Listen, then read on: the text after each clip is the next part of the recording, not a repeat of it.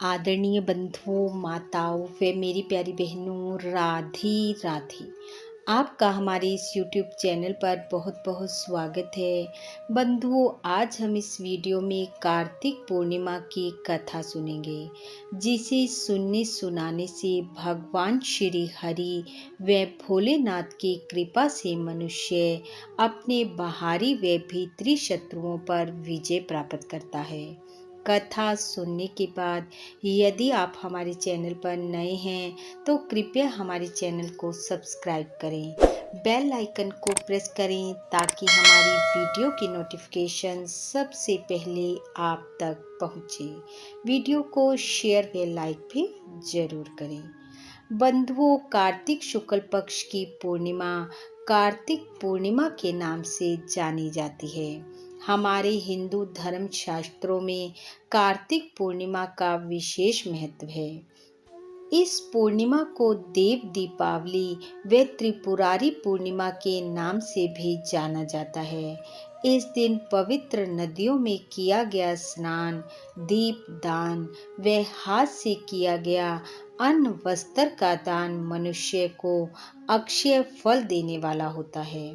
कार्तिक माह के इस अंतिम दिन स्नान के उपरांत भगवान भोलेनाथ, भगवान श्री हरि व मां लक्ष्मी का पूजन करें। पूर्णिमा कथा का श्रवण करें।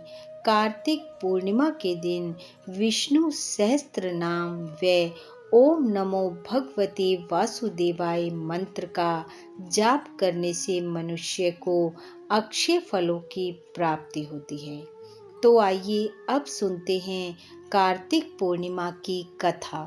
कथा के अनुसार प्राचीन काल में तारकासुर नामक दैत्य के 3 पुत्र थे, तारकाक्ष, कमलाक्ष व विंदुमाली। जब भगवान शिव के पुत्र कार्तिकेय ने तारकासुर का वध कर दिया तो उसके तीनों पुत्रों को बहुत दुख हुआ और इस बात का बदला लेने के लिए उन्होंने घोर तपस्या करनी शुरू कर दी। उनकी तपस्या से प्रसन्न होकर ब्रह्मा जी प्रकट हुए और उन्होंने उनसे वर मांगने को कहा।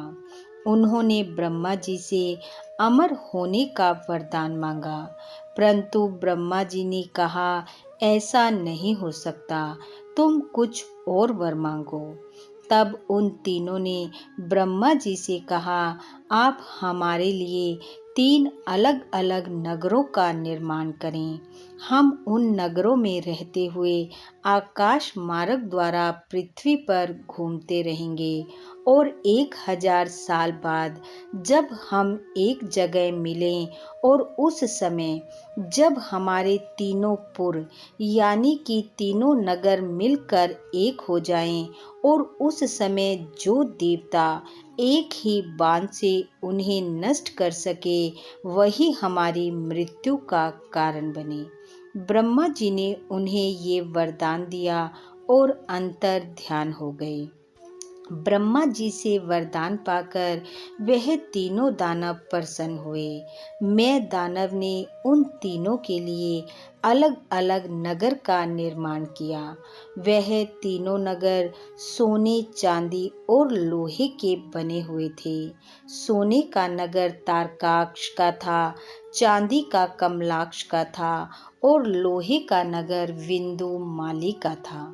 कुछ ही समय में उन तीनों ने अपने पराक्रम के बल पर तीनों लोकों पर अपना अधिकार कर लिया। देवताओं में हाहाकार मच गया। सभी देवता इंद्र आदि के साथ मिलकर भगवान शंकर की शरण में गए और भगवान शंकर से प्रार्थना की कि वह उन्हें उन दैत्यों के आतंक से बचाएं। देवताओं की प्रार्थना पर भगवान शंकर त्रिपुरों का नाश करने को तैयार हो गए। विश्वकर्मा ने भगवान शंकर के लिए एक दिव्य रथ का निर्माण किया, जिसमें सूर्य, चंद्रमा रथ के पहिए बने। इंद्र, यम, वरुण और कुबेर आदि लोकपाल रथ के घोड़े। हिमालय धनुष, शेषनाग धनुष की प्रत्यंचा, भगवान विष्णु बाण और अग्निदेव बाण की नोक बने। जब दैत्यों को पता चला कि भगवान शंकर उनका नाश करने आ रहे हैं, तो उनमें हाहाकार मच गया। दैत्यों और देवों के बीच भयंकर युद्ध छिड़ गया। जैसे ही त्रिपुर एक सीध में आए, भगवान शंकर ने दिव्य बाण चलाकर उन्हें नष्ट कर दिया। त्रिपुरों का वध होते ही सभी देवता भगवान भोलेनाथ की जय जयकार करने लगे। जिस दिन भगवान भोलेनाथ ने त्रिपुरों का वध किया था, वह कार्तिक शुक्ल पक्ष की पूर्णिमा थी।